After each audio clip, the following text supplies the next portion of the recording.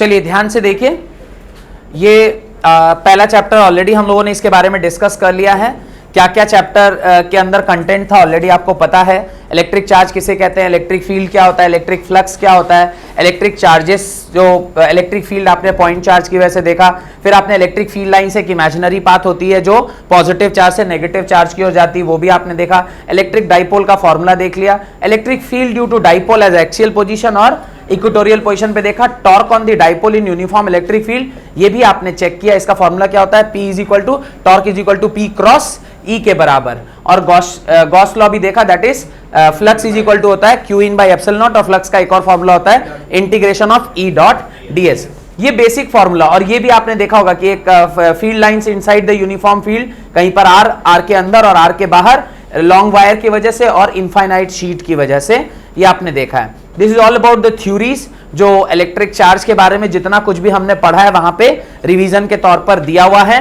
Similarly फिर आप आगे बढ़ रहे हैं तो इलेक्ट्रिक चार्ज क्या है, क्वांटाइजेशन ऑफ चार्ज क्या, कंजर्वेशन ऑफ चार्ज क्या, कूलम्ब्स लॉ क्या होता है, डाइलेक्ट्रिक कांस्टेंट क्या है, superposition principle, forces between the multiple charges, that is continuous charge distribution हमने तीन तरह का देखा, लैम्डा, सिग्मा एंड रो, जिसको डेल्टा भी कहा था। एक न्यूमेरिकल इस तरह का दिया हुआ है, कोशिश करिए इस न्यूमेरिकल को सॉल्व करने का। ऑलरेडी शीट आपके हाथ में है, कोशिश करिए इस न्यूमेरिकल को सॉल्व करने का। कुछ उसी प्रकार का न्यूमेरिकल है जो आज की क्लास की स्टार्टिंग में मैंने आपको दिया था। If 10 raised to the power 9 electron moves out of a body to another body every second, how much time it requires to get a total charge of 1 coulomb? 1 coulomb charge को एक body से दूसरे body में जाने में कितना समय लगेगा? ये सिर्फ और सिर्फ कैलकुलेटिव है। 1 कूलम चार्ज बराबर कितना होता है? What is the value of 1 coulomb charge? 1.6 into 10 raised power minus 19 coulomb. तो अब ये 10 raised power 9 इलेक्ट्रॉन्स अगर एक सेकेंड में जा रहे हैं तो आपको निकालना है कि 1 कूलम चार्ज कितने देर में एक बॉडी से दूसरे बॉडी में ट्रांसफर हो जाएगा। और जब आपने देखा इसको सॉल्व करके तो आंसर आ रहा है approximately 200 years will be taken place, कि 1 कूलम चार्ज एक बॉडी से दूसरे बॉडी पर ट्रांसफर होगा तब, जबकि रेट क्या है, 10 raised power 9 इलेक्ट्रॉन्स क्या कर रहे हैं, एक बॉडी से दूसरी बॉडी को ट्रांसफर कर रहे हैं। Next, total charges of equal magnitude at a distance r exert a force F on each other. If the charges are halved and the distance between them is doubled, then the new force कितना होगा? इस तरह के छोटे छोटे सवाल आपको पूछे जाएंगे कि भाई फोर्स डबल हो जाए, चार्ज आधा हो जाए, डिस्टेंस डबल हो जाए तो किस प्रकार से चार्ज होगा। ये मेरे ख्याल से आपको समझ में आ गया होगा। आपने चार्ज की वैल्यू क्या कर दी, Q/2, और जो डिस्टेंस था उसको क्या कर दिया, डबल कर दिया, तो टोटल 16 का फैक्टर आया, तो 1/16 आपका आंसर आ गया। इसी प्रकार से if a charge Q is placed at the center of the line joining two equal charges Q, the system of these charge will be in equilibrium if Q की value क्या होगी। तो अगर ये Q की वैल्यू आपको निकालनी है तो एक डिस्टेंस x ले लिया, इधर डिस्टेंस x ले लिया, दोनों के ऊपर आपने एक चार्ज को फॉलो किया। अब मुझे बताइए कि इक्विलिब्रियम में आने के लिए अगर ये दोनों पॉजिटिव चार्ज हैं तो इसका चार्ज होना कैसा चाहिए? पॉजिटिव चार्ज होना चाहिए या फिर नेगेटिव चार्ज होना चाहिए? इसका जो चार्ज होगा वो पॉजिटिव होना चाहिए, नेगेटिव होना चाहिए? ध्यान से देखिए, अगर ये इसके ऊपर मैं इक्विलिब्रियम में कर रहा हूं, किसी भी चार्ज के ऊपर अगर मुझे इक्विलिब्रियम चेक करना है तो नेट फोर्स जितना इस तरफ होगा उतना ही नेट फोर्स क्या होना चाहिए, इधर भी होना चाहिए। अगर ये इसकी ओर इसको अपनी ओर खींचेगा, ये तभी खींचेगा जब ये क्या होगा, नेगेटिवली चार्ज होगा, और ये इसको अपनी ओर खींचेगा तभी जबकि ये नेगेटिवली चार्ज होगा। यानी सेंट्रल चार्ज मेरा आंसर कैसा आना चाहिए, नेगेटिव आना चाहिए। देखिए आपने सॉल्व किया तो आपका आंसर कितना है, Q is equal to -Q/4। सिर्फ आपने क्या किया, चूंकि इक्विलिब्रियम पे था तो नेट फोर्स को आपने जीरो कर दिया। जैसे ही नेट फोर्स को जीरो किया, इक्वेशन सारा सेट करके आपका फाइनल आंसर निकल के आ गया। इलेक्ट्रिक फील्ड के बारे में भी तमाम नॉलेज हमने तमाम प्रॉपर्टीज के बारे में पढ़ा। उसमें 2 पॉजिटिव चार्ज होंगे तो किस तरह बिहेव करेगा, एक पॉजिटिव होगा एक नेगेटिव होगा तो किस तरह बिहेव करेगा। इलेक्ट्रिक डाइपोल के बारे में भी हमने सारा इंफॉर्मेशन गैदर कर लिया है। उसके बाद उसके एक्सियल पोजीशन पर क्या फॉर्मूला होता है, उसके जो इक्वेटोरियल पोजीशन पे क्या फॉर्मूला होता है, वो सारा चीज यहां पर दिया हुआ है। फिर टॉर्क का भी मैंने आपको बताया, कब स्टेबल होता है, कब अनस्टेबल होता है, कब इक्विलिब्रियम में होता है। उसके बेसिस पर कुछ क्वेश्चन, फ्लक्स क्या होता है, Gauss law and its application, कभी सिलेंडर के ऊपर, लॉन्ग इनफाइनाइट वायर के ऊपर, इनफाइनाइट प्लेट के ऊपर और स्फेरिकल सरफेस के ऊपर। यहां तक मेरे ख्याल से आप लोग थ्योरी समझ चुके, एक बार नहीं अब तो दोबारा भी देख लिया। अब हम लोग एक एक करके इस क्वेश्चन को सॉल्व करने की कोशिश करते हैं। पहला सवाल देखिए, बहुत ही इंपॉर्टेंट और सरल क्वेश्चन है। Which of the following is the unit of electric charge? क्या आंसर होगा? Coulomb is the unit of charge. मेरे ख्याल से this is sufficiently magnified no, अभी आपको अच्छे से दिखाई दे रहा होगा मेरे ख्याल से, ठीक है। Which of the following is the unit of electric charge? इसका आंसर क्या होगा? The answer will be coulomb. The answer will be coulomb will be it's answer. तो ए इसका आंसर होगा। Next, the dimension formula of electric charge is A option. सबका A option आ रहा है। कैसे निकाला आपने इलेक्ट्रिक चार्ज? फॉर्मूला क्या लगाया चार्ज का? Q is equal to I T, और आपने सॉल्व कर लिया। Next, the electric charge always resides at the centre of the charge conductor, at the interior of the charge, outer surface of the charged conductor. C is the correct answer. A body can be negatively charged by giving access of electron to it. Hope कि आप जब इस तरह के questions को देख रहे होंगे तो आपका कॉन्फिडेंस बढ़ रहा होगा, क्योंकि ऑब्जेक्टिव क्वेश्चन कुछ इसी प्रकार से आपसे पूछा जाएगा। Next, there are two types of electric charges, positive and negative. The property which differentiates the two types of charges is polarity of charge. Strength of charge दोनों का सेम होता है, अमाउंट ऑफ चार्ज दोनों का same होता है, और field of charge दोनों का सेम होता है। फील्ड तो सेम ही होता है, but direction of fields are different. तो polarity of charge is the answer. One metallic sphere A is given a positive charge, whereas another metallic surface B of exactly same mass as of A is given an equal amount of negative charge. Then क्या question कह रहा है? Then mass of A and mass of B still remains equal. सोच के बताइए। Mass of B increases. क्यों increase करेगा? क्योंकि वो नेगेटिवली चार्ज है। नेगेटिवली चार्ज मतलब उसने इलेक्ट्रॉन को क्या किया? एक्सेप्ट किया, और इलेक्ट्रॉन अगर वो एक्सेप्ट करेगा तो उसका मास बढ़ जाएगा। इसलिए आपने आंसर दिया है mass of B will increase. Hope कि सब लोग साथ साथ चल रहे हैं। गुड। क्वेश्चन नंबर 7 चेक करिए। When a glass rod is rubbed with skill it gains which type of charge? वो पॉजिटिव चार्ज एक्वायर करता है या पॉजिटिवली चार्ज? तो रॉड गेट्स पॉजिटिवली चार्ज और सिल्क गेट्स पॉजिटिवली चार्ज। तो चूंकि silk क्या कह रहे हैं, तो rod gets negatively charge and silk gets positively charge, या उल्टा सिल्क नेगेटिव होता है, सिल्क नेगेटिव, तो सिल्क क्या करेगा? Gain of electron will be done by silk. तो ए ऑप्शन आपका आंसर होना चाहिए। Next, which is bigger, 1 coulomb और charge of an electron? 1 coulomb और चार्ज ऑफ एन इलेक्ट्रॉन कौन बड़ा है? 1 coulomb is greater. Good. 1 coulomb, अभी हमने एक एग्जांपल भी देखा था जहां पे 1 कूलम को ट्रांसफर करने में कितना टाइम लग रहा है? 200 साल लग रहा है।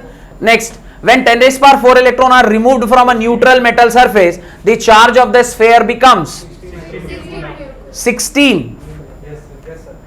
पक्का सोच के बता रहे हैं। 10⁻14 अगर आपने वहां से निकाल लिया तो 1.6 इंटू 10⁻⁻19 में से आपने 10⁻⁴ निकाल लिया, तो बचेगा कितना? तो इसको आपने सब्ट्रैक्ट किया, कितना आंसर आ रहा है? माइनस आएगा प्लस आएगा? प्लस आएगा। Good. Plus 16 coulomb is your answer. The charge on 1 electron was calculated by R.A. Millikan. Which was the experiment? Oil drop experiment. Very good. Quantization of charge implies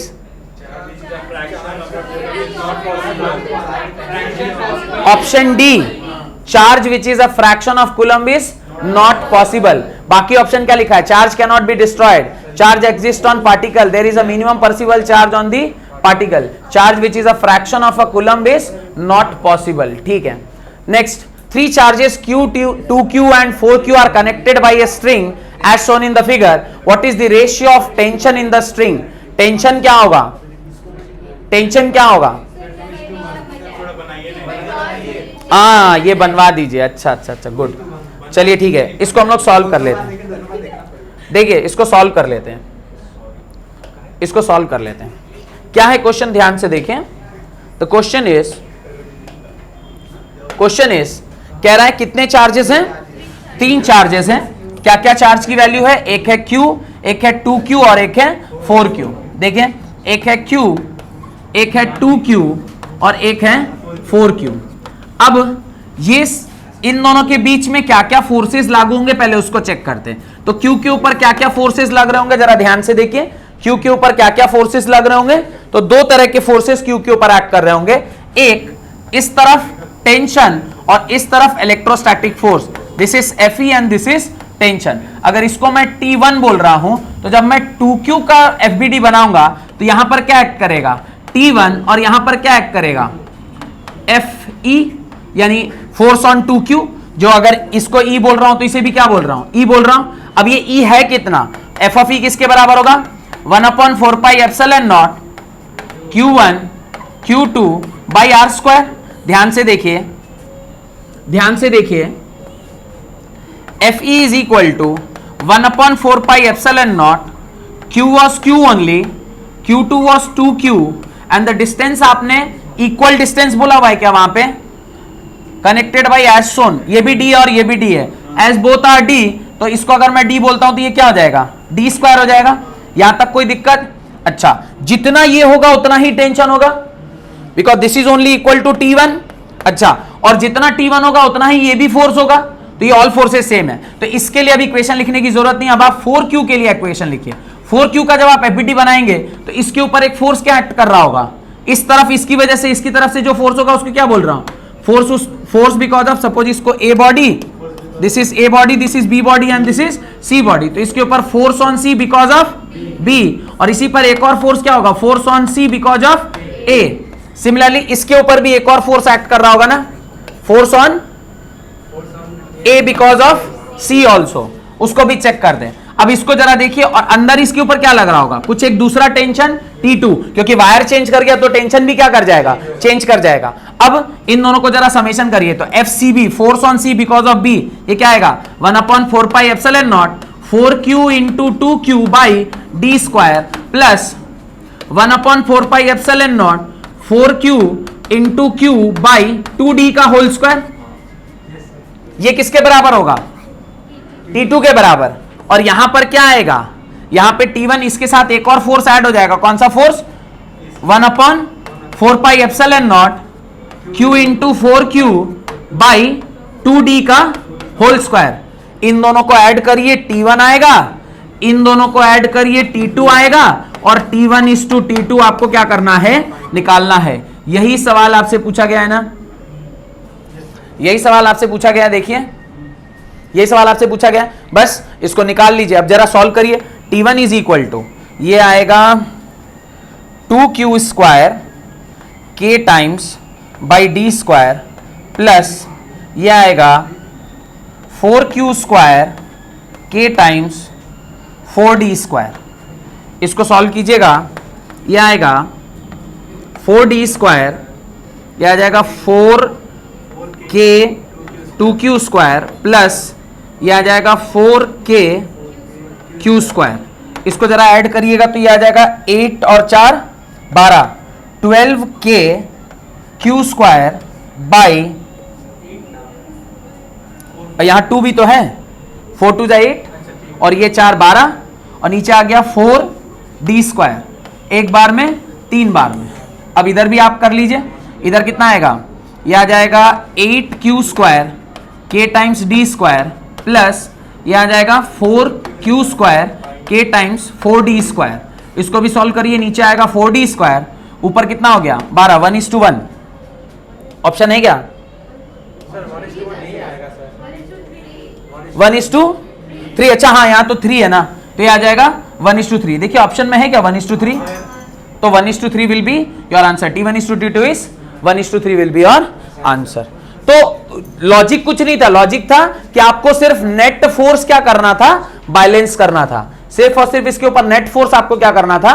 balance करना था। इसका FBD बनाते, इसके ऊपर इन दोनों की वजह से उधर फोर्स लग रहा होता और अंदर की ओर एक टेंशन लग रहा होता। सिमिलरली इसके ऊपर उन दोनों की वजह से इधर फोर्स लगता और अंदर की ओर टेंशन। वायर अलग अलग था तो इसके अंदर T1 लग रहा है और इसके अंदर T2। ये T1 और T2 नेट फोर्स इस तरफ और नेट फोर्स इस तरफ जो थे उसके बराबर। इन्हीं दोनों के बीच में आपसे क्या पूछा गया था? रेशियो पूछा गया था। इसको आप सॉल्व कर लेंगे, इससे आपका आंसर आ जाएगा। Got it? Next question number 13 देखिए। 1C charge is equal to charge on how many numbers of proton? एक कूलम चार्ज कितने प्रोटॉन के ऊपर चार्ज के बराबर है? क्या आंसर है बताइए? 6 × 10⁻18। कैसे निकाला? Q is equal to any formula use करके 6 × 10⁻18। Next, select the correct statement. Coulomb's law correctly describes the electric force that binds the electron of an atom to its nucleus, binds the proton and neutron of a nucleus of an atom, or binds atom together to form a molecule। Atom को भी bind करता है। तो answer, proton और neutron के बीच में कौन सा फोर्स काम करता है? प्रोटॉन और न्यूट्रॉन के बीच में कौन सा फोर्स काम करता है? Is that electrostatic force? It is nuclear force. Proton और इसके, यानी फर्स्ट एंड थर्ड। कोई ऑप्शन है क्या फर्स्ट एंड थर्ड का? B is the first and third correct answer. Next, the figure shows charge Q at point P। P point कहां पे? यहां पे। Held in equilibrium in air with the help of 4 charges अलग अलग जगह पे, जो कि एक स्क्वायर फॉर्म कर रहे हैं। नेट चार्ज कितना होगा? Principle of superposition. अच्छा, आपसे पूछा है कि उस पे कौन सा लॉज किससे निकलेगा, यही सिर्फ पूछा है। तो इसका आंसर क्या होगा? Principle of superposition. चलिए, आप लोग होशियार हो गए इसका मतलब। The force of repulsion between 2 electrons at a certain distance f। The force of repulsion between 2 electrons at a certain distance f. The force between 2 protons separated by same distance is। अच्छा, ये आपका मास का ratio दिया हुआ है, तो कैसे आप फोर्स निकालेंगे? F सेम होगा या F का कुछ रेशियो आएगा? चार्ज मास के ऊपर डिपेंड नहीं करता है। ये एक पॉइंट मैंने आपको स्टार्टिंग में बताया था। तो उसके बीच का भी जो फोर्स होगा वो क्या होगा? F के बराबर ही होगा। और ये कब होता? मास के ऊपर कब डिपेंडेंट होता? जब हम या तो मोशन में होता, नहीं तो स्पेसिफिक ग्रेविटी की बात करते हैं। अगर इसी सवाल में वो कहता है स्पेसिफिक ग्रेविटी ऑफ प्रोटॉन की बात कर रहे होते, तब ये मास के ऊपर डिपेंडेंट होता। Very good. 2 point charges +3 mu coulomb and +4, ये थोड़ा सा प्रिंटिंग एरर है, इसको म्यू मान लीजिएगा। +3 mu coulomb and +4 mu coulomb repel each other with a force of 10 Newton. If each is given an additional charge of -6 mu coulomb, then the new force is। ये calculate करके आपको निकालना पड़ेगा। निकाला है सबने? क्या किया? पहले आपने एक को आपने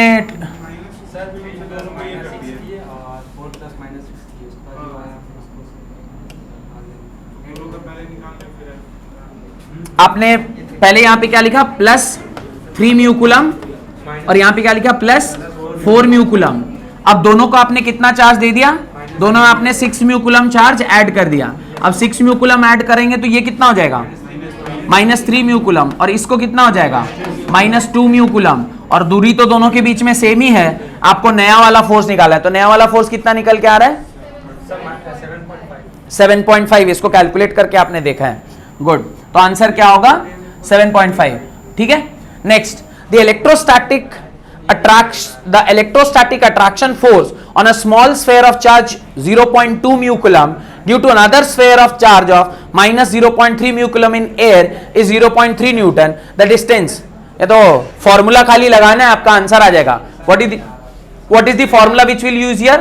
F is equal to K Q1 Q2 by R square। यहां पे सब कुछ आपको पता है, सिर्फ और सिर्फ क्या नहीं पता? R नहीं पता। ये R को आप बड़ी आसानी से कैलकुलेट कर लेंगे। Got it? हाँ, 17 नंबर क्या आंसर है? आंसर क्या दिया हुआ है? 6 दिया हुआ है।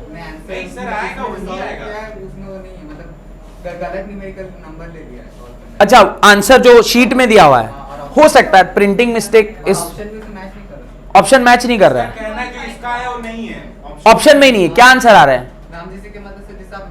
हाँ हाँ हाँ, इसको आपका क्या डिस्टेंस कितना दिया हुआ है? This and this eight 10 Newton. The 2 point charges this and this repel each other by a force of this Newton. If each is given an additional charge, the new force will be। अच्छा, नया force आपसे पूछ रहा है। आप क्या कह रहा है कि ये अगर ऐसा है तो इनके ऊपर जो फोर्सेस काम कर रहे हैं वो आपस में 10 न्यूटन है, मतलब 10 न्यूटन है। अब आपको फोर्स दे दिया, दिस इज 10 न्यूटन के बराबर। आपको सबसे पहले इससे क्या निकालना पड़ेगा? डी निकालना होगा। तो फोर्स इज इक्वल टू क्या होता है? K Q1 Q2 by R square. यहां से आप जब फोर्स निकालेंगे तो यहां पे R स्क्वायर की वैल्यू निकल के आएगी K by Q1 Q2 by F। K की वैल्यू आप कितनी लेते हैं? 9 × 10⁻⁴। 9 इंटू Q1 कितना दिया हुआ है, Q1 दिया हुआ है 3 into 10 raise power minus 6 into Q2 कितना दिया हुआ है 4 into 10 raise power minus 6 whole divided by 10। ये आपका क्या निकल के आएगा, आर स्क्वायर निकल के आएगा। इसको जब आप सॉल्व कीजिएगा तो कुछ ना कुछ एक आर की वैल्यू आएगी। इसको सॉल्व करके आर की वैल्यू क्या आ रही है, इसको सॉल्व करके आर की क्या वैल्यू आ रही है। खैर मैं आंसर के पार्ट में नहीं जा रहा, मैं आपको आंसर दिखा दे रहा हूं, मतलब ये कैसे सॉल्व होगा। यहां से आर निकल गया। अब once you know the R, अब आपको ये वाला आर पता है, अब आपसे कह रहा भैया फोर्स निकाल लो, नहीं निकाल लेंगे फोर्स। अब एक बार आर निकाल लिया तो अब नया फोर्स नहीं निकाल लेंगे। वो आर आया है 7.5, हमको याद है। अरे अभी वो जो भी आप लाए हैं वो छोड़ दीजिए, मैं जो क्या बोल रहा हूं समझ में आया। फोर्स का K Q1 Q2 by are square है। यहां से आप एक बार आर निकाल लिए, जो आर है वही आर अभी भी रहेगा, क्योंकि आपने आर तो चेंज नहीं किया, सिर्फ नया चार्ज ऐड किया है। चार्ज ऐड करेंगे तो नया चार्ज आ गया। अब नया फोर्स निकाल लीजिए। ये तो पूछ रहा है कि नया फोर्स क्या होगा, अब नया फोर्स निकाल दीजिए। बुक में क्या दिया है, शीट में क्या दिया, वो छोड़ दीजिए। आपको तो लॉजिक जो समझ में आ गया उसके हिसाब करस्पॉन्डिंगली आंसर एक बार चेक कर लीजिए। Got it. चलिए ये 19 नंबर क्वेश्चन किस किसने सही बनाया,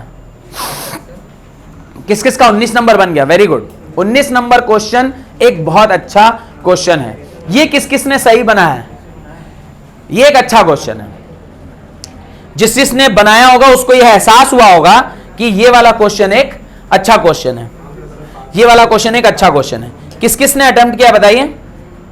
देखिए बहुत ही अच्छा सवाल है, ध्यान से देखिएगा क्या सवाल है। देखिए, a charge of ball Hanks from a silk thread S which makes an angle theta with the large charge conducting sheet P as shown in the figure. The surface charge density sigma of the sheet is proportional to, और sigma की किस चीज के proportional है, ये आपसे सवाल में पूछा हुआ है। सवाल सबने पढ़ा था, सबने पढ़ा है। चलिए तब हम लोग इसके आंसर की तरफ पढ़ते हैं। क्या कह रहा है, ये आपका पॉजिटिवली चार्ज शीट है, this is your positively charge sheet. अब जरा देखिए यहां से एक इसने इस तरह से बॉल इस तरह से लगा रखा है। अब जरा इस बॉल का एफबीडी बनाते हैं। बॉल का एफबीडी जब आप बनाइएगा तो बॉल के एफबीडी में यहां पे क्या आएगा, टेंशन आएगा। इस तरफ क्या आएगा, QE आएगा, कुछ फोर्स एक आएगा। पर यहां पर जो फोर्स है वो आपका किस तरह का फोर्स है, इन टर्म्स ऑफ लैम्डा डिफाइन किया गया है, या लैम्डा या सरफेस चार्ज डेंसिटी है, ये सिग्मा के टर्म्स में डिफाइन किया गया, क्योंकि ये कौन सा है, शीट है। तो ये सरफेस चार्ज डेंसिटी होगा, ये सरफेस चार्ज डेंसिटी होगा। इसको कैसे डिफाइन किया गया है, सिग्मा के टर्म्स में डिफाइन किया गया है। अब यहां पे ये एंगल दिया हुआ है क्या, देखिए तो ये एंगल कितना है, थीटा दिया हुआ है। बस ये एंगल थीटा ले लीजिए। अगर ये एंगल थीटा है तो ऑब्वियसली ये एंगल भी क्या होगा, थीटा ही होगा। तो ये एंगल अगर थीटा होगा तो इस तरफ क्या आएगा, T cos थीटा। ये एंगल क्या होगा, T sin थीटा। नीचे क्या आएगा, mg। बस यही तो करना है। आप लिखेंगे T sin theta is equal to Fe के बराबर, T cos theta is equal to mg के बराबर। दोनों को डिवाइड दे दीजिए। जब आप डिवाइड देंगे T से T कैंसल, यह आ जाएगा tan theta is equal to ये sigma by mg into some constant. आपसे पूछा है भाई सिग्मा किसके प्रोपोर्शनल है, तो आंसर क्या होगा, sigma is proportional to tan theta, sigma is proportional to tan theta. तो ये एक अच्छा सवाल था, एक बार फिर से देख लीजिए इसका सॉल्यूशन। ये एक बेटर सवाल है जो आपसे बनना चाहिए था। बना तो वेरी गुड, नहीं बना तो आप उसका सॉल्यूशन बोर्ड पर देख लें कि इस प्रकार से ये सवाल सॉल्व किया गया है। कुछ नहीं है, सिर्फ जहां जहां पे आप काइनेटिक्स यूज करते हैं, यानी मैकेनिक्स जहां जहां यूज करते हैं, वहां पे एक नया फोर्स इंट्रोड्यूस किया गया, दैट इज इलेक्ट्रोस्टैटिक फोर्स। और इलेक्ट्रोस्टैटिक फोर्स जहां जहां इंट्रोड्यूस होगा वहां वहां सवाल को सॉल्व करने में सहूलियत, थोड़ा सा आपको बुद्धि लगाना होगा कि कैसे उसको सॉल्व करते हैं। Next, if charge Q is placed at the centre of line joining two charges Q1 and Q2। अभी थोड़ी देर पहले इसी सवाल को सॉल्व किए, आंसर भी आया था Q/4। बताइए, अभी थोड़ी देर पहले इसको सॉल्व किया, कह रहा सर इसको सॉल्व करके दिखाइए। नेक्स्ट, पढ़ भी नहीं रहा मैं सवाल को आगे, लिखिए 3 charges each equal to 1 mu coulomb, 3 charges equal to 1 mu coulomb are placed at the corner of equilateral triangle. If the force between any two charges is F, then net force on either will be। इसको solve करना पड़ेगा, ये ऐसे नहीं होगा। कोशिश करिए इसको सॉल्व करने की। कोशिश करिए इसको सॉल्व करने की, क्वेश्चन नंबर 21 को सॉल्व करने की कोशिश करिए। 3 चार्जेस 1 म्यू कूलम की दी गई है और आपसे पूछ रहा है कि net force on the either will be how much.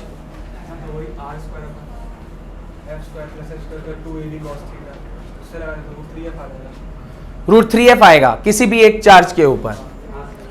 1 square plus 1 square plus 2ab cos theta. Theta कितना आ रहा है? थीटा 60 डिग्री होगा 30 डिग्री होगा?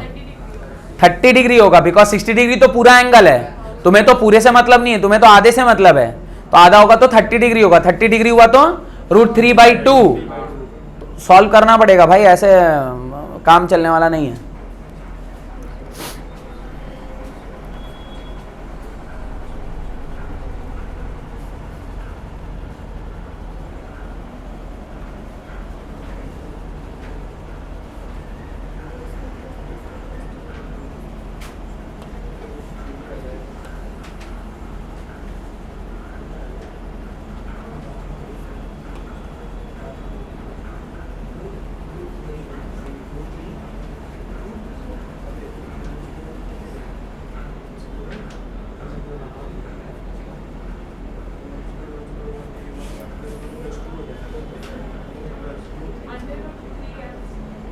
√3f दिखाई भी दे रहा है, देखिए।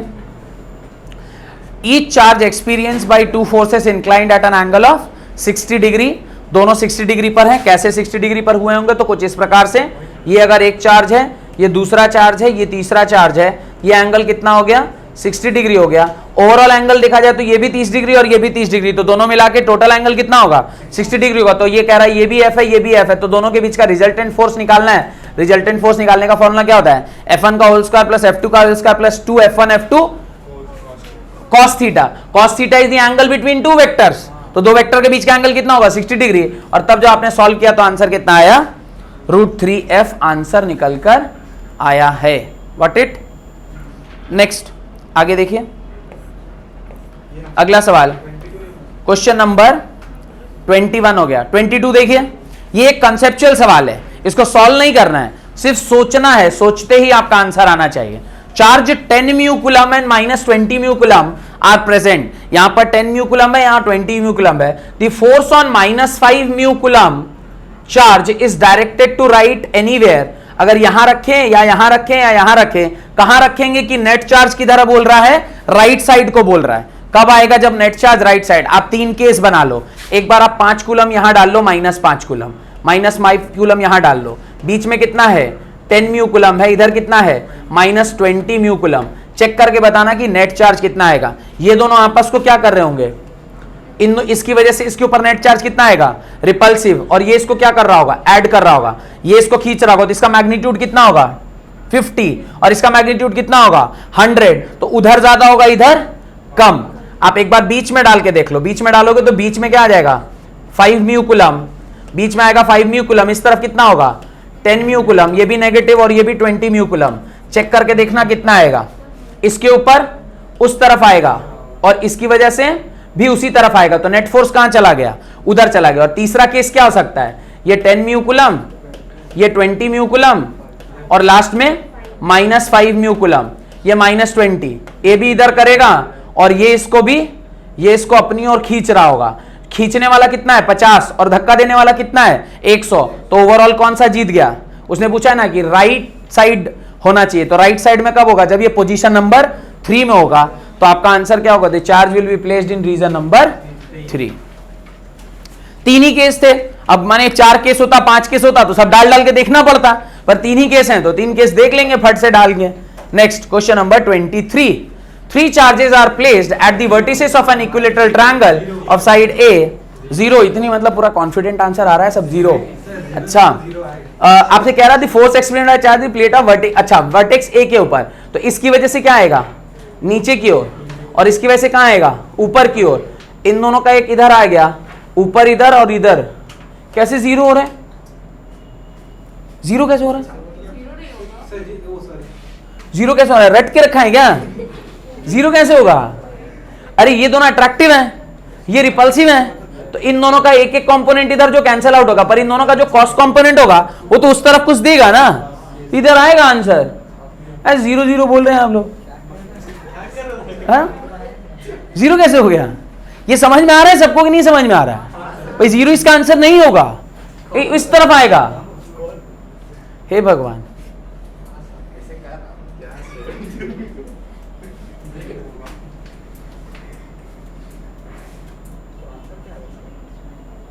आंसर उसको सॉल्व करिए, क्या आएगा? अब कह रहा आंसर क्या होगा वो भी मैं ही बता दूं। आंसर सॉल्व कीजिए, दोनों का मिला के कॉस्ट कंपोनेंट आएगा। कॉस्ट कंपोनेंट कितना होगा? के क्यू स्क्वायर बाई डिस्टेंस इसका क्या होगा? ए, के Q square by A square, और इसका कॉस, तो ये एंगल 60 डिग्री है, तो ये एंगल 30 डिग्री, तो ये भी एंगल होगा 30 डिग्री, तो ये 30 डिग्री हुआ, ये 60 डिग्री, तो ये भी 60 डिग्री क्योंकि करस्पॉन्डिंग, तो ये 30 डिग्री इधर और 30 डिग्री इधर, 30 तो ये एंगल आ जाएगा cos component, cos 30 √3/2, √3/2 plus √3/2, is it? Yes, normal to BC है तो नॉर्मल टू, बीसी है ना? हाँ तो बीसी यही है ना, बीसी इसके नॉर्मल, हाँ। तो नॉर्मल इसके इधर हुआ, तो नॉर्मल टू बीसी, तो आपसे फोर्स बोल रहा है निकालने के लिए। ये 60 डिग्री है, ये 60 डिग्री है, ये भी 60 डिग्री है, तो अगर ये पूरा 90 है तो ये 60 है, तो ये कितना होगा? ऑब्वियसली 30 डिग्री होगा, तो इसका कॉस्ट कंपोनेंट लेंगे, और सिमिलरली उधर वाला ये 30 डिग्री होगा और ये 60 डिग्री होगा, तो ये भी 30 डिग्री आएगा, तो 30 दोनों का कॉस्ट 30 डिग्री ले लेंगे और नेट कंपोनेंट आपका निकल के आ जाएगा।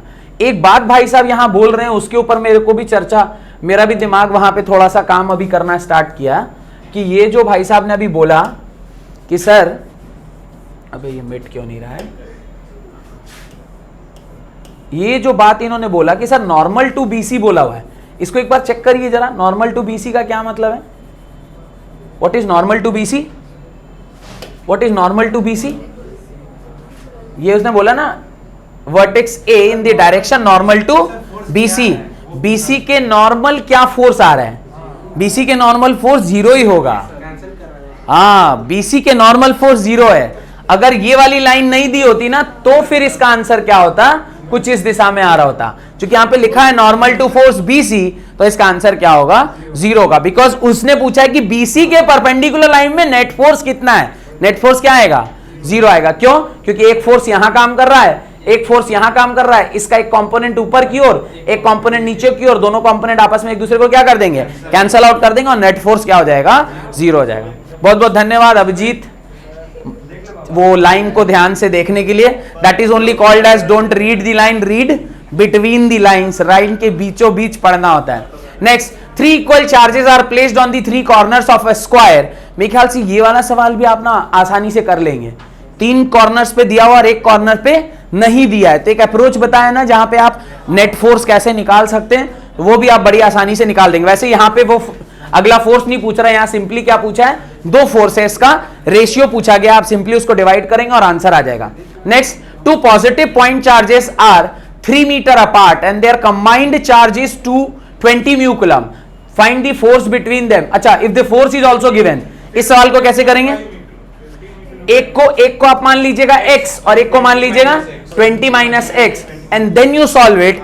आप आसानी से इसे सॉल्व कर ले, क्योंकि एक ही अननोन रहेगा x, you know the force, you know the distance between them, सारा आपको पता है, बड़ी आसानी से इसे सॉल्व कर लेंगे। ये वाला सवाल क्या है? इधर भी है क्या ऐसा कुछ? अच्छा, सेंटर पे पूछ रहा है, तो सेंटर पे ऑब्वियसली देख लेते हैं। सेंटर पे क्या रखा गया? 1 म्यू कूलम रखा गया है, चेक कर लीजिए। ये माइनस है तो ये इसको अपनी ओर खींच रहा होगा, ये माइनस है तो ये इसको अपनी ओर खींच रहा होगा, तो ये आपस में क्या हो गया? कैंसल आउट हो गया। सिमिलरली ये माइनस है, ये पॉजिटिव है, तो ये भी इसको अपनी ओर खींच रहा होगा, ये भी आपस में कैंसिल हो गया, नेट फोर्स 0। चलिए, नहीं चेक कर लेते हैं, कई बार गड़बड़ भी हो जाता है, तो फिर आप बाद में बोलेंगे सर आपने गलत बता दिया करके। 27 number, a charge Q1 exerts some forces on second charge Q2 if third charge Q3 is brought near, the force of Q1 exerted on Q2 decreases, increases, remains same, increases if Q3 is the same sign as Q1 and decreases if Q3 is of same sign Q2, say opposite sign। Obviously D he answer होना चाहिए, ऐसा मुझे अंदर से feel आ रहा है। बाकी sir क्या बोले आप? C आ रहा है, हाँ, it remains unchanged. If a charge Q1 exerts some force on second charge Q2, if the third charge Q3 is brought near, then the force exerted on Q1 Q2 change करेगा नहीं करेगा? सवाल पूछ रहा है कौन सा प्रिंसिपल गवर्न कर रहा है इसको? Superposition principle. Very good.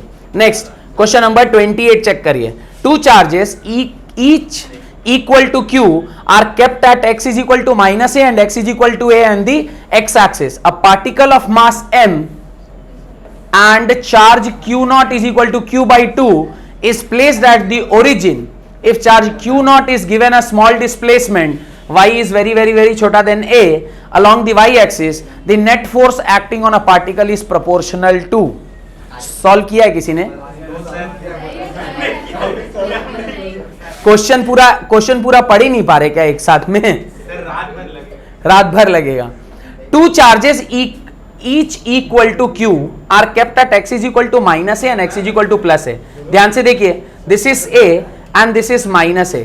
आपने एक चार्ज Q को यहां रखा है और एक चार्ज Q को आपने यहां रखा है. A particle of mass m and charge Q is equal to Q naught. यहां पे आपने charge Q is equal to Q naught. देखिए particle m charge Q is equal to Q naught is equal to Q by 2 is placed at the origin.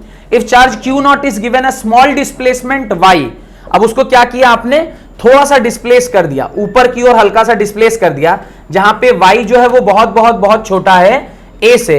तो आपसे पूछ रहा है सवाल में कि the net force acting on the particle is proportional to. तो नेट फोर्स जो उसके ऊपर एक्ट करेगा जब उसको हल्का सा क्या कर दिया गया है, डिस्प्लेस कर दिया गया, वो किसके प्रोपोर्शनल होगा? अब जरा ध्यान से देखिए, पहले हम लोग फोर्सेस को चेक करते हैं. जब ये बॉडी यहां पर होगा, सपोज किसी पॉइंट पर यहां पर है, तो ये इसके ऊपर एक फोर्स इधर काम कर रहा होगा और इधर से एक फोर्स इधर काम कर रहा होगा. इसका ये वाला फोर्स कंपोनेंट आपस में क्या हो जाएगा? कैंसिल हो जाएगा. ओवरऑल फोर्स किस तरफ आएगा? इधर. और ओवरऑल फोर्स जो अगर ऊपर आएगा तो उसमें नीचे में क्या आएगा? अब नीचे में इसके ऊपर एक तो मास भी है, तो एक मास नीचे आया, लेकिन ये फोर्स आपका आ रहा है इलेक्ट्रोस्टैटिक फोर्स, उसमें डिस्टेंस आप कौन सा लेंगे? ये वाला. लेकिन जब आप कंपोनेंट ले रहे होंगे तो सिर्फ कौन सा कंपोनेंट आ रहा होगा? वाई कंपोनेंट आ रहा होगा. और नीचे क्या होता है? स्क्वायर का वैल्यू होता है. तो आपका जो डिस्प्लेसमेंट होगा वो सिर्फ पूछ रहा है किसके प्रोपोर्शनल है? एक्स के प्रोपोर्शनल, वाई के प्रोपोर्शनल, वाई स्क्वायर के प्रोपोर्शनल. अभी आप कहेंगे वाई स्क्वायर के प्रोपोर्शनल, लेकिन चूंकि आपका जो डिस्प्लेसमेंट है वो बहुत छोटा है, तो आप स्क्वायर के हायर ऑर्डर टर्म्स को क्या कर सकते हैं? नेग्लेक्ट कर सकते हैं. और आपका आंसर क्या होगा? सिर्फ और सिर्फ y के टर्म्स में आएगा. 1/y के टर्म्स में. Higher order can be neglected. तो ये सिर्फ आपसे पूछ रहा है कि वो प्रोपोर्शनल किसके होगा, ज्यादा अच्छा होगा. और इसको अच्छे से आप क्या कर सकते हैं? अगर सॉल्व कर सकते हैं, अगर पूरा सॉल्व कीजिएगा तो बेटर आंसर निकल के आएगा. Then 3 charges equal to 2 mu coulomb are placed at the corner of equilateral triangle. If the force between any two of them is this, find the net force on either. मेरे ख्याल से अभी थोड़ी देर पहले इसी प्रकार का एक सवाल देखा था जिसका आंसर √3f आया था. एग्जैक्टली सिमिलर क्वेश्चन है, आप कर लेंगे इसको. मतलब इसके लिए वापस से फिर समय खराब करने की आवश्यकता नहीं है. ये देखिए, two insulated charge metallic spheres P and Q have their center separated by a distance of 50 centimeter. The radii of P and Q are negligible as compared to the displacement of the separation.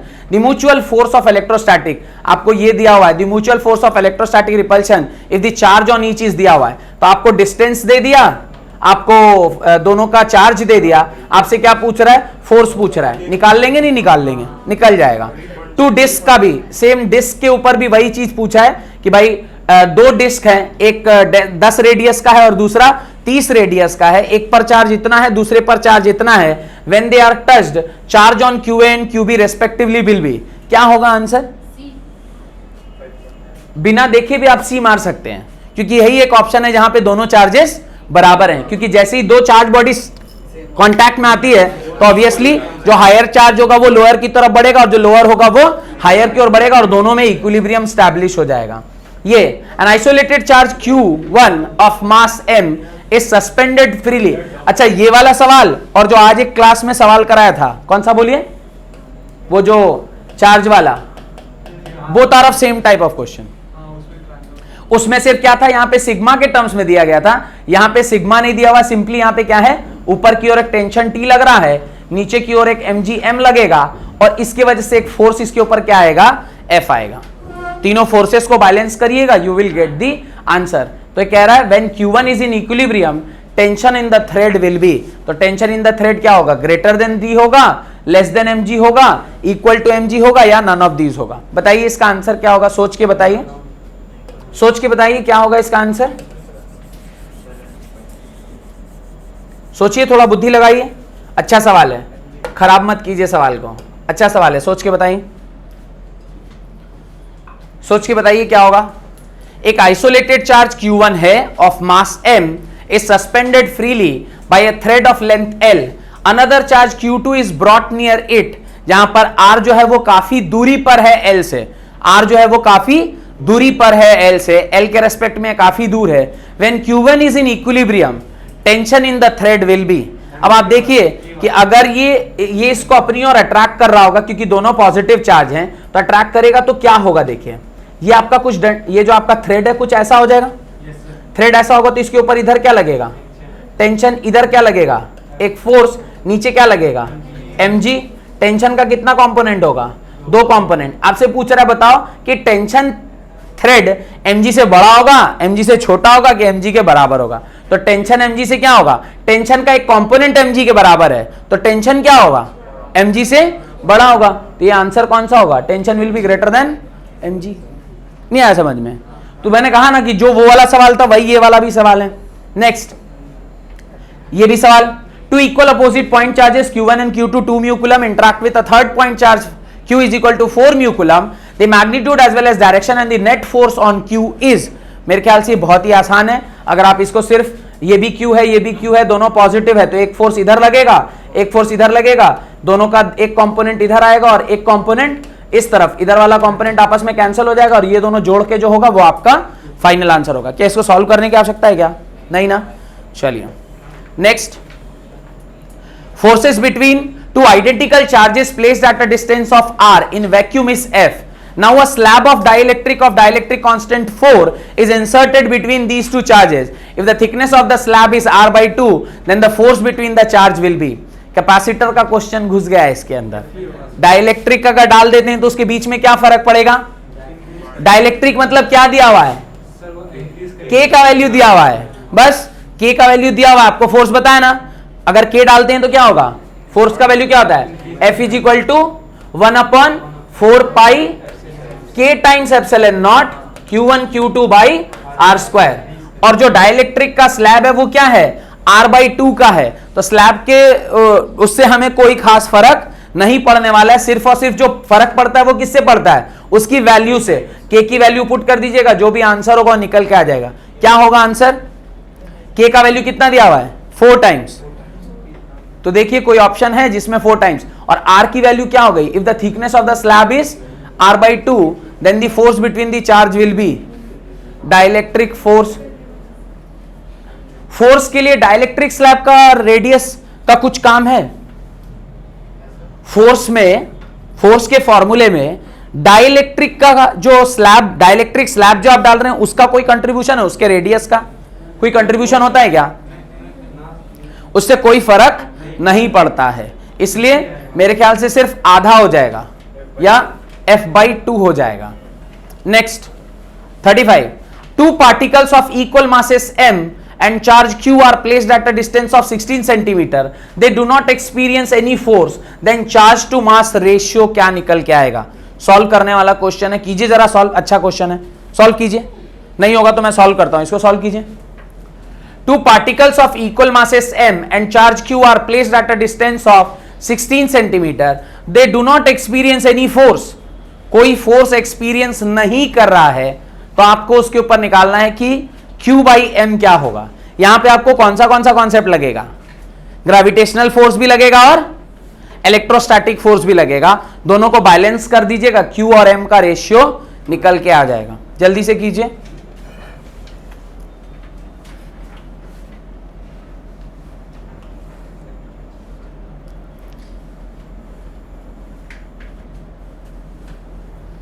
two particles of equal masses m and charge q are placed at a distance of 16 centimeter.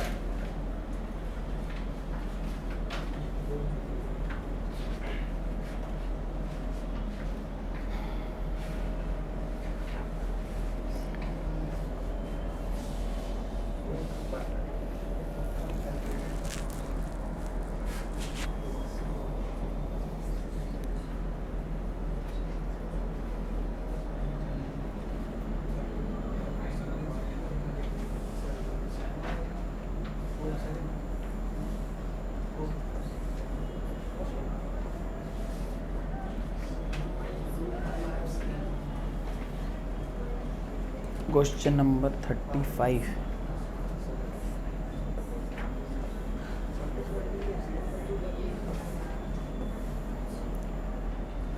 देखिए solution दिया हुआ है, gravitational force is equal to electrostatic force, दोनों force को आपने क्या कर दिया, बैलेंस कर दिया।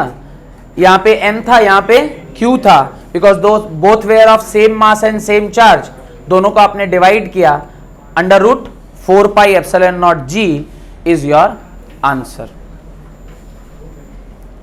दिखाई दिया? चलिए ये आखिरी सवाल है आपके इलेक्ट्रिक चार्जेस का। A uniformly charged conducting sphere of 4.4 meter diameter has a surface charge density of 60 mu coulomb meter square.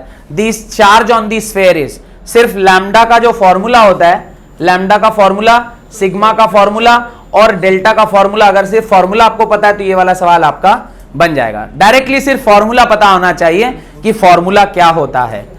Diameter है तो इससे आपका एरिया निकल जाएगा, और charge per unit area is sigma. आपको सिग्मा का वैल्यू डायरेक्टली दिया हुआ है तो आपको क्या निकालना है, चार्ज ही निकालना है। अब देखिए इलेक्ट्रिक फील्ड वाले सवाल जो है ना, ये सिर्फ थ्योरेटिकल सवाल होते हैं, बस देखते हैं और टिक मारने वाला होता है। देखिए the force per unit charge is known as electric field. 2 point charges plus q and q are separated by a certain distance. If q is greater than q, then in between the charges electric field is zero as a point. किसकी तरफ ज्यादा नजदीक पर zero होगा, छोटे वाले की तरफ या बड़े वाले की तरफ?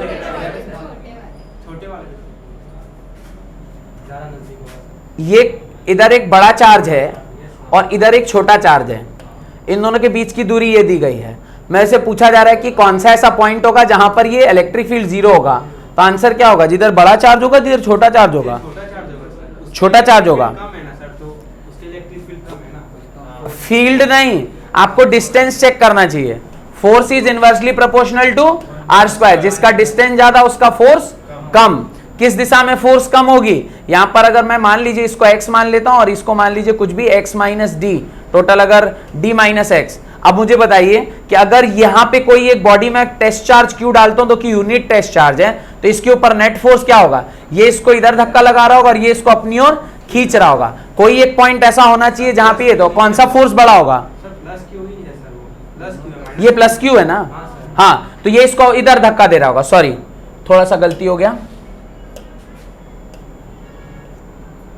ये दोनों इसके ऊपर इस तरह से फोर्सेस काम कर रहे होंगे। मुझे बताइए ये जो उधर खींच रहा होगा, इसे मैं अगर F1 बोलता हूं, इसे मैं क्या बोलता हूं, F1 बोलता हूं, और इसे मैं क्या बोलता हूं, F2 बोलता हूं, तो F1 बड़ा होगा F2 बड़ा होगा, ऑब्वियसली F1 बड़ा होगा।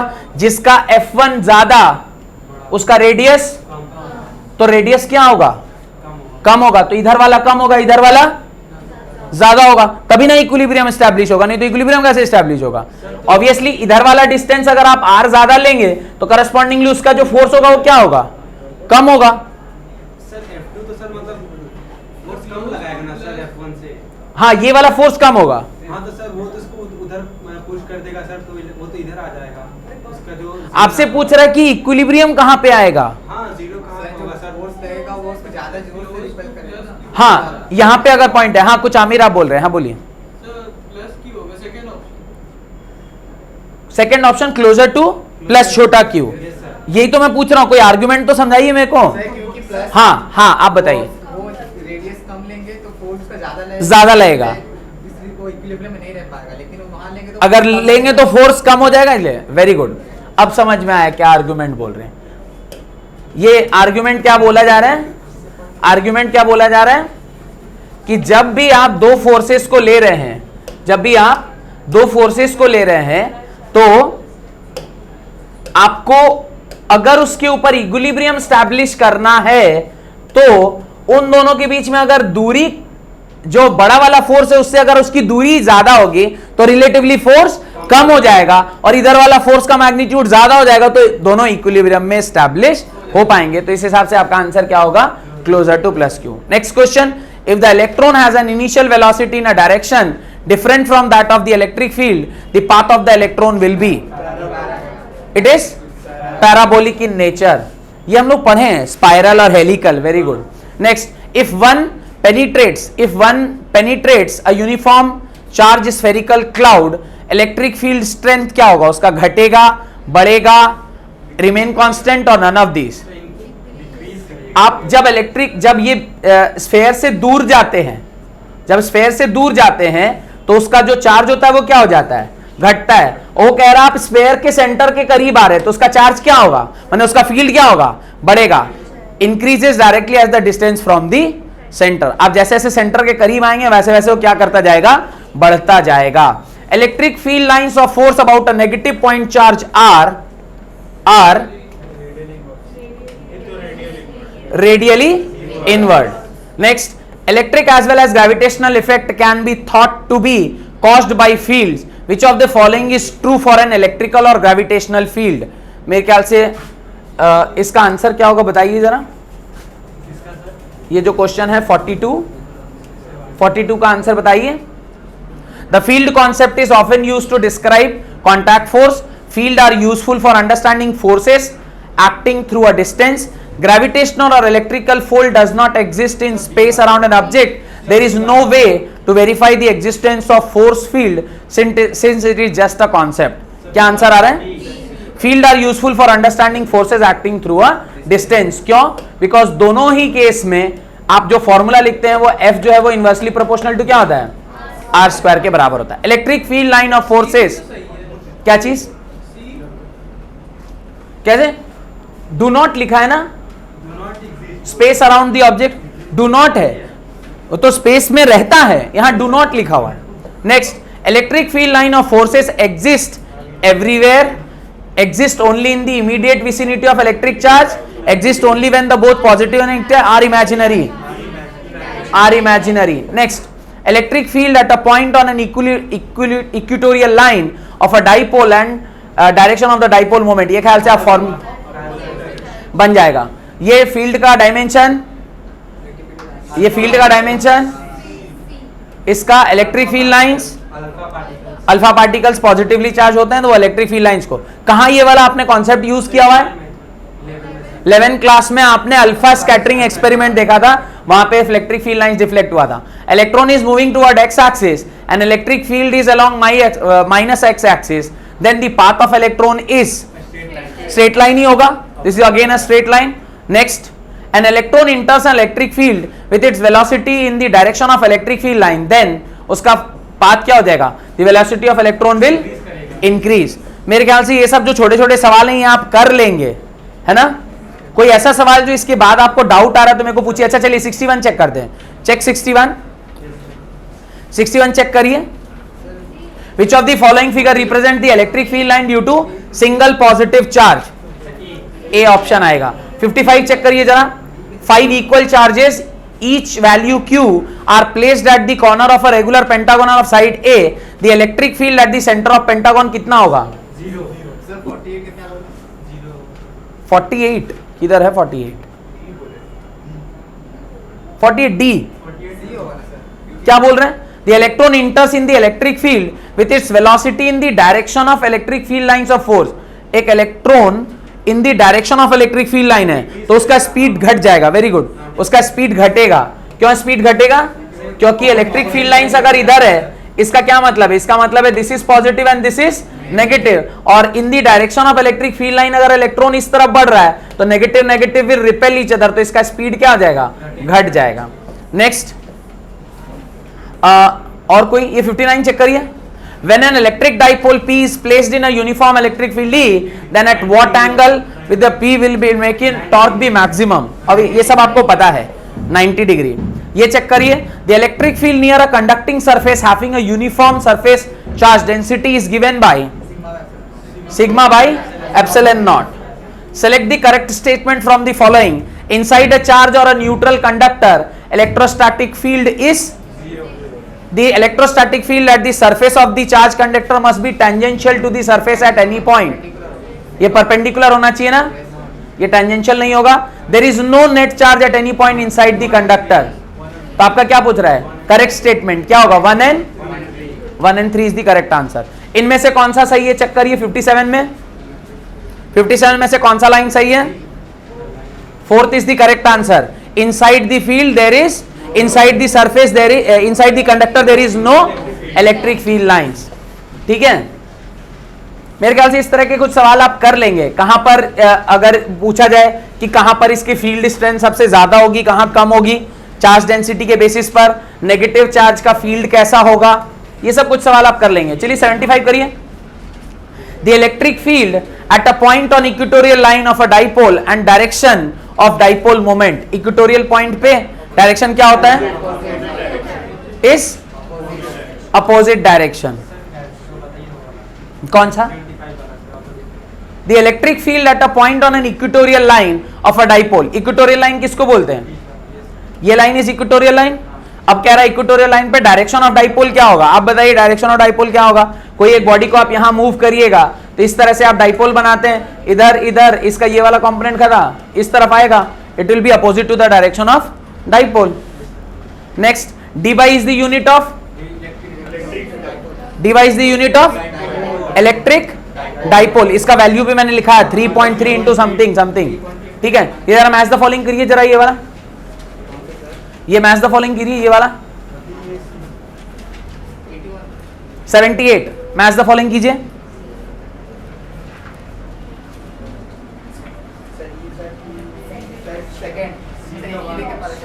कैसे कैसे पता चल रहा है?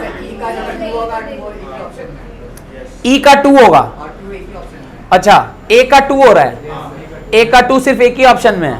वेरी गुड, उससे आपका आंसर निकल के आ गया। गुड, ऑप्शन से आंसर बनाना सीख रहे हैं धीरे धीरे। ऐसा unit of electric flux is volt into metre. Weber किसका यूनिट होता है? Very good, weber is the unit of magnetic flux. ये मैंने एग्जाम में दिया था, मेरे को याद आ रहा है। अच्छा, टोटल फ्लक्स देखिए जरा इसका। Total flux, the total flux through the faces of cube with side length a if a charge q is placed at the corner a of a cube is given by। ये सवाल जो कर लेगा ना उसका समझूंगा कि सच में बुद्धिमान आदमी है।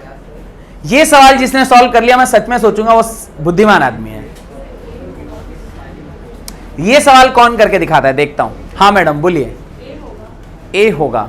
चलिए ठीक है, बाकी लोग का भी ले लेता हूं, फिर आंसर आपसे बाद में पूछेंगे क्यों ए होगा। हाँ आमिर बताओ क्या होगा इस क्वेश्चन का आंसर? आयुष क्या होगा इसका आंसर? सोच रहे हो? हाँ मैडम आप बताइए। ये एक अच्छा सवाल है, वही वाला कॉन्सेप्ट अगर आपने सॉलिड स्टेट ठीक से पढ़ा होगा तो इसका आंसर आप दे पाएंगे। ये क्वेश्चन सॉलिड स्टेट का है। यहां पे अगर रखा हुआ है तो इसके अगल बगल में और कितने कार्टून बनेंगे? ऐसे 8 कार्टून बनेंगे ना, ऊपर 4 और नीचे 4, तो उस पूरे के ऊपर कितना होगा? 1 का होगा तो q बाई 16 आएगा, लेकिन ऊपर 2q है तो 2q बाई 16 होगा तो क्या हो जाएगा? 8, इसलिए q बाई 8 एप्सिलॉन नॉट होगा। Got it? ये सॉलिड स्टेट का सवाल हुआ ज्यादा अगर सही तरीके से समझा जाए। विच of the following statement is not true about Gaussian law? Gauss law का मैंने सवाल किया था कि क्या क्या कंडीशन होना चाहिए अगर गॉस लॉ आपको लगाना है। A Gauss law is true only for closed surface. Gauss law is based on the inverse square dependence of distance containing in the Coulomb's law. Gauss law is not much useful. अब जरा देखिए, ये not true statement है। Not true मतलब गलत बताना है, तो ये भी गलत स्टेटमेंट है क्योंकि उसने बोला सिमेट्रिकल सरफेस में तो आप गॉसियन लॉ लगाते हैं, ये कह रहा सिमेट्रिकल सरफेस में आप गॉसियन लॉ नहीं लगाते हैं, तो इसलिए ये स्टेटमेंट क्या हो गया? गलत हो गया। चलिए ये मैच द फॉलोइंग करके दिखाइए। 81 चेकआउट 81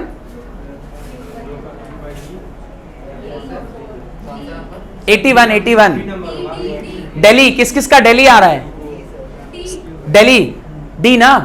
अब किस किस का दिल्ली आ रहा है? डी यानी ए का 4। Lambda is equal to charge per unit length. A का 4 एक जगह और है तो फिर सेकंड ऑप्शन भी चेक करना होगा। रो इज इक्वल टू, तो बी का 3 एक ही ऑप्शन आ गया तो वे डी ऑप्शन करेक्ट हो गया। बस अगर आपको देखिए इसी तरह आप सोचना चाहिए कि अगर चारों ऑप्शन आपको मैच द फॉलोइंग में आना जरूरी नहीं है, अगर 2-3 भी आता है तो उससे आप रूल आउट कर सकते हैं। Got it? इस प्रकार से ये भी एक अच्छा सवाल है जहां पे इस तरह से चार्ज दिया हुआ है एक सिलेंड्रिकल सरफेस पे और आपसे पूछे बताओ फ्लक्स कितना होगा। ठीक है, उसके नीचे कुछ हायर ऑर्डर थिंकिंग स्किल के सवाल हैं। ये सवाल कोशिश करिएगा अटेम्प्ट करने का, हो जाए तो वेरी गुड, नहीं हो तो बहुत ज्यादा परेशान होने की जरूरत नहीं है। वो वाला क्वेश्चन कौन सा? चलेगा एनसीईआरटी एग्जाम्पलर का 2। एनसीईआरटी एग्जाम्पलर का 2 क्या है? एनसीईआरटी एग्जाम्पलर का 2 ये वाला ये वाला ना। हाँ चलिए इसको जरा देखिए, भाई साहब कह रहे हैं थोड़ा ये वाला सवाल को थोड़ा देखने के लिए। चलिए चेक करिए क्वेश्चन नंबर 2 चेक करिए सब लोग। एनसीईआरटी एग्जाम्पलर का क्वेश्चन नंबर 2 1 और 3 में से कभी भी मैंने आपसे कहा होगा कि जब कभी भी दो चार्ज आपस में रखे होंगे तो उसके ऊपर जो चार्जेस बनते हैं उसका फील्ड लाइन कैसा होता है? ऐसा होता है। कभी भी स्ट्रेट फील्ड लाइन बनाया क्या आपने? तो ऑब्वियसली अगर स्ट्रेट फील्ड लाइन और सर्कुलर फील्ड लाइन होंगे तो आंसर होने के किसके चांसेस ज्यादा है? ऑब्वियसली सर्कुलर फील्ड लाइन होने के चांसेस ज्यादा है, तो इसलिए ये आंसर होगा। ठीक है, और हाँ ये मैं चाहता था डिस्कशन करना आपके साथ। एक बार असर्शन रीजन प्लीज डिस्कस कर लेते हैं। असर्शन रीजन निकालिए। असर्शन रीजन बहुत इंपॉर्टेंट है क्योंकि ये एक ऐसा पार्ट होता है जहां पे आप ज्यादातर चांसेस हैं कि आंसर गलत ही करते हैं। देखिए पहला सवाल, the charge on any body can be increased और decreased in terms of E. Reason, quantization of electron means that the charge on a body is an integral multiple of E. क्या answer होगा? A होगा। माने both assertion reason are correct but not is the correct explanation. किसको लग रहा है B होगा? क्योंकि both are correct but it is not explaining the concept. The charge on any body can be increased और decreased in terms of e, because charge के terms, e के terms में ही आप बढ़ा या घटा सकते हैं। That is called as quantization of charge. A is the correct answer. एक बार चेक करिए तो इसका आंसर क्या है? यही है। Good. Next, the properties that the force with which two charges attract or repel each other are not affected by the presence of third charge। और इसका आंसर क्या होगा? इसका आंसर क्या होना चाहिए? रीजन इसका क्या आंसर होना चाहिए? Superposition principle. आप चेक कर लीजिए रीजन में सुपरपोजिशन प्रिंसिपल लिखा है क्या? अगर लिखा है तो वो ए ऑप्शन होगा, और नहीं लिखा होगा तो बी होगा, या फिर वो ट्रू और फॉल्स वाला दो, बाकी कोई भी दूसरा ऑप्शन हो सकता है। तीसरा चेक करिए, इसका बी आंसर है। और यहां क्या लिखा है? Force on any charge due to number of other charges is the vector sum of all the forces that are charge due to the other are taken at one at a time. ये तो statement सही लिखा है sir, not affected लिखा है sir, वो गलत है ना। अफेक्ट तो करेगा सर उसको charge. Force on any charge due to the number of other charges is the vector. अच्छा ये गलत लिखा हुआ है, other are not affected in the presence of. हाँ वो इफेक्ट नहीं करता है, सही बात है, वो इफेक्ट नहीं करता है। आप 4 चार्जेस ले रहे हैं, 1 चार्ज, 2 चार्ज, 3 चार्ज, 4 चार्ज। अगर इसके ऊपर मुझे निकालना है तो मैं ए की वजह से अलग देखता हूं, बी की वजह से अलग देखता हूं और सी की वजह से अलग देखता हूं। मैं थोड़े देखता हूं कि नहीं यार ए का सी के लिए से कोई रिलेशनशिप है कि नहीं है। All are independent. सही स्टेटमेंट है। Next, when we rub. अच्छा ये सिल्क और वो वाला तो पहले भी कर लिया। पांचवा देखिए, Coulomb force is a dominating force in the universe. Reason, Coulomb force is a weaker than gravitational force. इसके ऊपर एक रिलेशनशिप आप पढ़े थे, क्या है? 10⁻39 का ऑर्डर होता है ना, याद रखिएगा। ये स्टेटमेंट गलत है। Next, if there exist Coulomb attraction between two bodies both of them must be charge. अगर उसके बीच में अट्रैक्शन हो रहा है तो दोनों क्या होने चाहिए? चार्ज। जरूरी है क्या अट्रैक्शन होने के लिए चार्ज होना चाहिए? अट्रैक्शन होने के लिए सेम चार्ज होना चाहिए। सिर्फ चार्ज होना जरूरी नहीं है, अपोजिट चार्ज होना चाहिए। सेम चार्ज होगा तो रिपेल भी कर सकता है, तो जरूरी नहीं सिर्फ चार्ज होना।